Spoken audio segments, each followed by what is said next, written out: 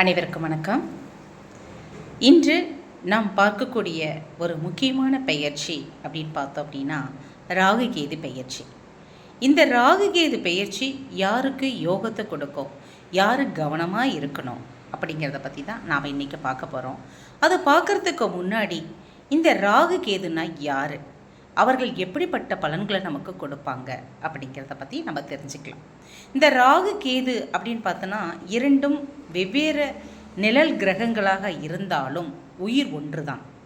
அதாவது ஸ்வர்ணபானு அப்படிங்கிற ஒரு அரக்கன், அசுரன் அப்படிங்கிறத நம்ம சொல்லலாம்.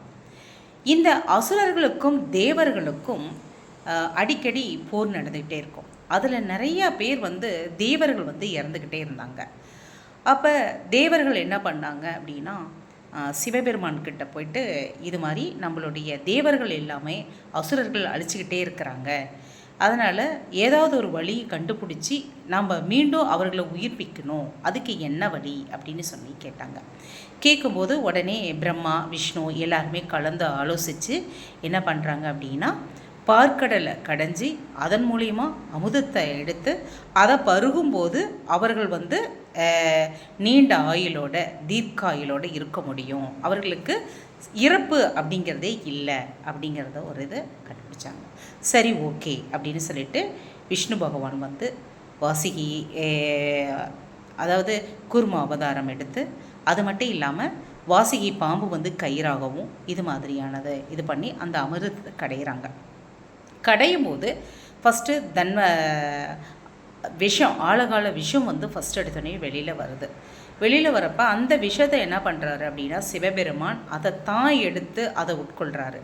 அப்படி உட்கொள்ளும்போது உடனே பார்வதி தேவி பார்த்துட்டு பயந்துடுறாங்க. என்னென்னா அச்சுச்சோ இவர் சாப்பிட்டாருன்னா இந்த உலகமே பிரபஞ்சமே என்ன ஆகிறது அப்படின்னு சொல்லிட்டு சாப்பிட்டதை போயிட்டு இந்த இடத்துல கழுத்தில் கண்டத்தில் போய் கை வச்சிட்றாங்க.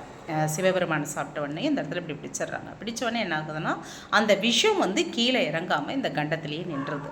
அதனால தான் அந்த இடத்துல ஆண்களுக்கு பார்த்தோம் அப்படின்னா கண்டம் பெருசாக இருக்கிறதுக்கு உண்டானது இருக்குது. அடுத்தது தன்வந்திரி பகவான் அமிர்த கலசத்தோட அந்த பார்க்கடல்லேருந்து அமிர்தத்தை எடுத்துக்கிட்டு வராரு. சரி, இப்போ எடுத்துகிட்டு வந்த உடனே அசுரர்கள் எனக்கு தான் வேணும் உனக்கு தான் வேணும்னு சொல்லிட்டு அவர்கிட்ட இருந்து பிடுங்கிட்டு போயிடுறாங்க. ஏன்னா அசுரர்கள் எப்போயுமே ராட்சசத்தனம் கொண்டவங்க இல்லையா, அப்படிங்கிறப்ப அவங்ககிட்ட இருந்து அதை பிடுங்கிட்டு போயிடுறாங்க. பிடுங்கிட்டு போன உடனே எல்லா தேவர்கள் அவங்க பின்னாடி ஓடுறாங்க. ஓடி எப்படியோன்னு பிடுங்கி திரும்பவும் நம்ம எடுத்துக்கணும் அப்படிங்கிறதுக்காக பண்ணுறாங்க. அவங்க கையில் தேவர்கள் கையில் அந்த அமிர்த கலசம் வரவே இல்லை, அசுரர்கள் கையிலேயே நின்றுது. உடனே தேவர்கள் எல்லாரும் போயிட்டு சிவபெருமான் கிட்ட போயிட்டு சொல்கிறாங்க. உடனே விஷ்ணு பகவானும் மோகினி அவதாரம் எடுக்கிறாரு. மோகினி அவதாரம் எடுத்து அடுத்தது அழகான ஒரு பெண்ணாக அந்த இடத்துல நிற்கிறாங்க. தேவர்கள் அசுரர்கள் எல்லாருமே வியப்போடு பார்க்குறாங்க.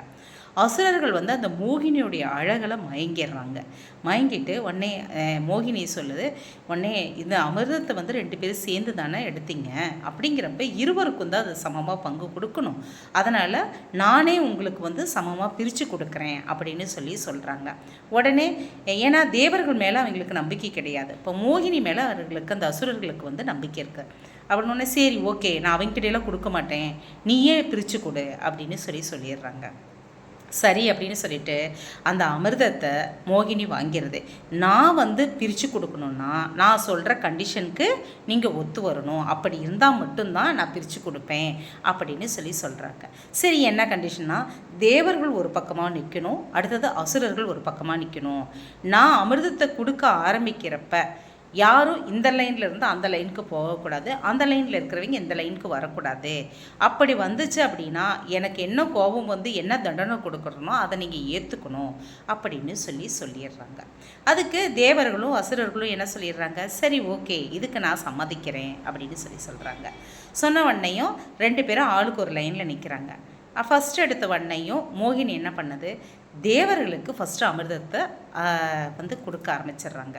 தேவர்களுக்கு அமிர்தத்தை நிறைய வழங்கிக்கிட்டே கொடுத்துக்கிட்டே இருக்கிறாங்க.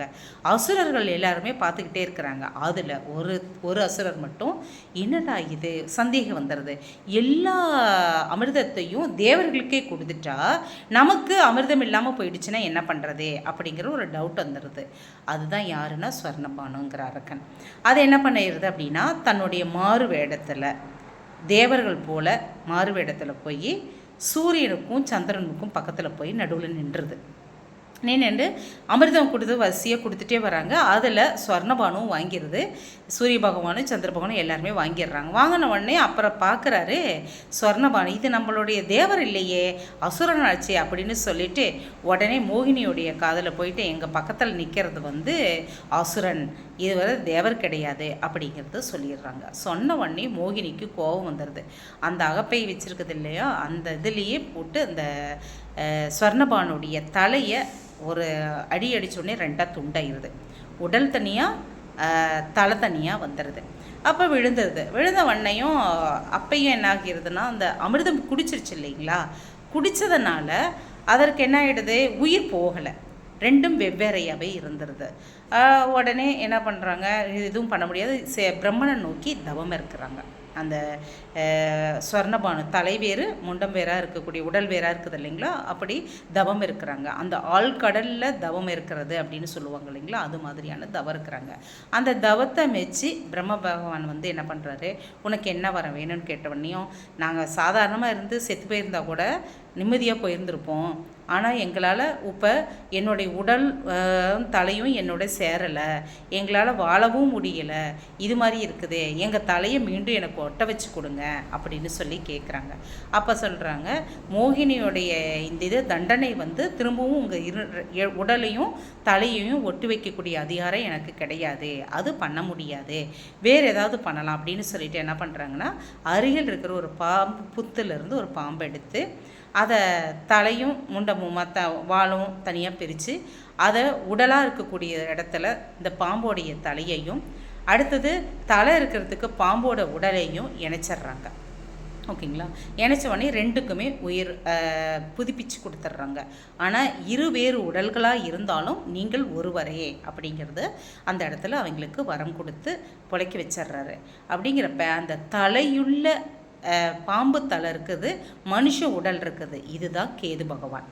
அடுத்தது பாம்பு உடைய அதை உடலும் மனித தலையும் இருக்கிறது வந்து என்னென்னா ராகு பகவான் அப்படின்னு சொல்லிட்டு, இதுதான் ராகு கேதுக்கள் நிழல் கிரகங்களாக சூரியனும் சந்திரனுடைய நிழல் கிரகங்களாக இருக்கக்கூடிய ஒரு இதுதான். ஏன்னா இவங்க ரெண்டு பேரும் காமிச்சு கொடுத்துட்டாங்க இல்லைங்களா, அதனால் என்ன பண்ணுவாங்கன்னா சூரிய கிரகணம் சந்திர கிரகணம் இந்த ராகு கேது என்ன பண்ணிடுது, பிடிச்சிருது.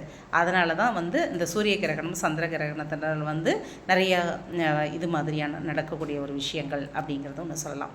இப்போ நமக்கு வந்து பார்த்தோம் அப்படின்னா இந்த ராகு கேது யாருங்கிறத நம்ம தெரிஞ்சுக்கிட்டோம். இப்போ இவர்களுக்கு இந்த ராசி கட்டத்தில் 12 ராசி கட்டத்தில் சொந்தமான வீடு ஏதாவது இருக்குதா அப்படின்னு பார்த்தா எதுவுமே கிடையாது. இவர்கள் எந்த வீட்டுக்கு போய் உட்கார்றாங்களோ அந்த வீடை தன்னுடைய சொந்த வீடாக அவங்க பாவிச்சு அங்கே கூட இருக்கக்கூடிய கிரகம் யாரோ அவர்களை விட அவர்களுடைய பவரை இவர்களே எடுத்து இவர்களே ஆட்சி செய்யக்கூடிய அளவுக்கு உருவாகிடுவாங்க. ஓகேங்களா, எந்த வீட்டுக்கு போகிறாங்களோ அந்த வீடு இவங்களோட சொந்த வீடாயிரும். கூட எந்த கிரகம் இருந்தாலும் அந்த கிரகத்தினுடைய பவரை வாங்கி இவங்களே நானே எல்லாமே செய்கிறேன், நீ ஒன்றும் பண்ணாத அப்படிங்கிற மாதிரியானது பவரை அவங்களுக்கு கம்மி பண்ணிடுவாங்க. இப்படிப்பட்ட ராகு கேதுக்கள் வந்து இப்போ நடக்கக்கூடிய ராகு கேது பயிற்சி 2025 எப்படி இருக்கும் அப்படின்னு பார்த்தோம்னா, மேச ராசியிலிருந்து மீன ராசி வரையிலும் அப்படின்னு பார்க்கும்போது இப்போ மீன ராசியில் இருந்து ராகு பகவான் கும்பத்திற்கும் கன்னி ராசியிலிருந்து கேது பகவான் சிம்மத்துக்கும் பயிற்சியாகின்றார்.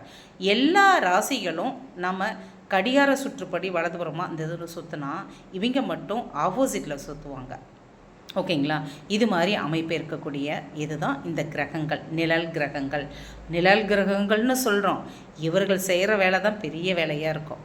ஏன்னா கேது பகவான் பார்த்திங்கன்னா மோட்சக்கரகன், நமக்கு மோட்சத்தை கொடுக்கக்கூடியவர், ஞானத்தை கொடுக்கக்கூடியவர், ஆன்மீக நாட்டத்தை உருவாக்கி கொடுக்கக்கூடியவர்கள், இது மாதிரி மந்திர ஜபங்கள் பண்ணக்கூடியவர்கள், இது மாதிரி எல்லாம் நம்ம உருவாகிறதுக்கு காரணம் இவர் தான். ராகு அப்படின்னு பார்த்திங்கன்னா நிறைய ஆசைகள் நம்ம வாழ்க்கையில் எப்படிலாம் வாழணும்னு நினைக்கிறோமோ அந்த ஆசைகள்லாம் நிறைவேற்றக்கூடியவர்களாகவும் இருக்கக்கூடியவர் இவர் தான். ஓகேங்களா, அந்த ஷேர் மார்க்கெட்டு அப்புறம் மீடியா சம்மந்தப்பட்டது எல்லாத்துலேயும் இவருடைய இது வந்து அதிகமாக இருக்கும் அப்படிங்கிறத நம்ம சொல்லலாம். இப்போ இப்படிப்பட்ட இவர்கள் இப்போ இந்த 12 ராசிக்கு யாருக்கு யோகத்தை கொடுப்பாங்க அப்படின்னு பார்த்தீங்கன்னா, முதல் தரமான யோகம் அப்படின்னு பார்த்தோம்னா மேசம், ரிஷபம், தனுசு, இந்த 3 ராசிக்காரர்களுக்கு யோக பலன்களை ராகு கொடுக்குறாரு ஓகேங்களா. அடுத்தது பார்த்திங்கன்னா கவனமாக இருக்க வேண்டிய ராசிகள். ஏன்னா யார் யோகம் கொடுக்குறாருன்னு சொல்லிட்டோம், யார் கவனமாக இருக்கணுங்கிறது வேணும் இல்லையா. கவனமாக இருக்க வேண்டிய ராசிகள் அப்படின்னு பார்க்கும்போது கடகம், சிம்மம், மீனம், இந்த 3 ராசிகளும் மிக கவனமாக இருக்கணும். அவர்களுடைய உடல் ஆரோக்கியத்துலேயும் சரி, தொழிலையும் சரி, பொருளாதாரத்துலேயும் சரி, ஓகேங்களா, உறவுகளிடையும் சரி, இது எல்லாமே கொஞ்சம் நீங்கள் கேர்ஃபுல்லாக இருக்க வேண்டிய ஒரு காலகட்டங்கள். மற்ற ராசிக்காரர்களாக இருக்கக்கூடிய கன்னி, மகரம், மிதுனம், துலாம், விருச்சகம், இந்த ராசிக்காரர்களுக்கு ஒரு மத்தியமமான பலன்களை கொடுக்கக்கூடியதாக இருக்கும் அப்படின்னு சொல்லிட்டு, இப்போ இந்த சொல்லியிருக்கக்கூடிய ராசிக்காரர்கள் மிகவும் எச்சரிக்கையாக இருக்க வேண்டியவர்கள் யாருங்கிறது உங்களுக்கு தெரிஞ்சு போச்சு. அதே மாதிரி நல்ல ஜாக்பாட்டு நல்லா இருக்கக்கூடிய முதல் தர யோகம் யாருக்குங்கிறது தெரிஞ்சு போச்சு. அதனால் இந்த 1.5 வருடங்கள், ஏன்னா இந்த ராகு கேது எந்த ராசியில் இருக்கிறாங்களோ அங்கே 1.5 வருட காலங்கள், 18 மாத காலங்கள் அங்கே தான் இங்கே சஞ்சரிக்க போகிறாங்க.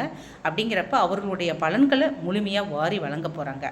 அடுத்த பதிவில் ஒவ்வொரு ராசிக்கும் இந்த ராகு கேது எந்த விதமான பலன்களை கொடுக்கும் அப்படிங்கிறத பற்றி விரிவாக நம்ம பார்க்கலாம். இந்த சேனலை சப்ஸ்கிரைப் பண்ணுங்கள், பிடிச்சிருந்தால் லைக் பண்ணுங்கள், உங்கள் நண்பர்களுக்கும் ஷேர் பண்ணுங்கள். மீண்டும் அடுத்த பதிவில் மீண்டும் சந்திக்கிறேன். நன்றி, வணக்கம்.